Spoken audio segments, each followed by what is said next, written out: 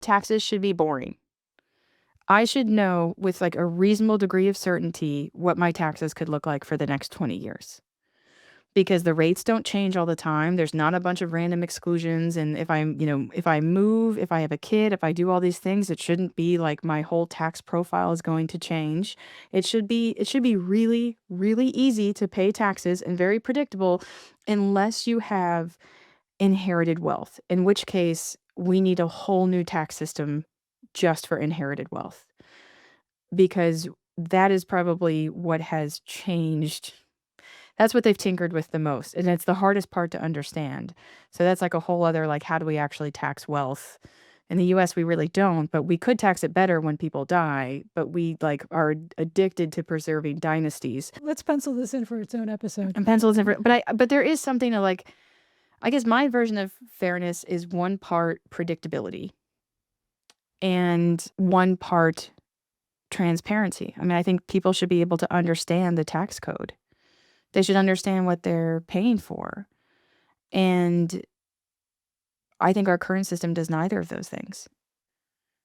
But a transition to something fair people have got to be ready to give up a lot and be willing to stomach a lot of disruption. But when you say give up a lot, what do you mean? I think it goes back to on the bubble from last episode, is that it is a symptom of deep economic insecurity that you would find yourself white-knuckled holding on to the mortgage interest deduction for dear life, as if that's the reason why you have a home.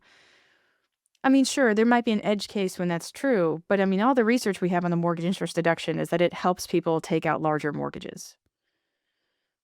So, like, great for California. Perhaps California can put that into their state tax code because their home prices are so high. But for the most of us, it doesn't help people buy a house. You need help with the down payment to buy your first house. You don't need help with the interest payments. You know how to pay rent. You can pay your mortgage. You just don't have the down payment. That's the number one barrier to buying a home. So I think when I talk about these things, I think people are so insecure, they're scared to change what they view as the source of their economic insecurity, even when there's some expert like me saying, y'all, we don't need it. Like, let's get rid of it.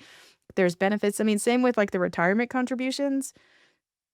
I mean, they should just be an experiment we had for 4 decades, and we should move well past them, and we should set up a savings account that every American has access to.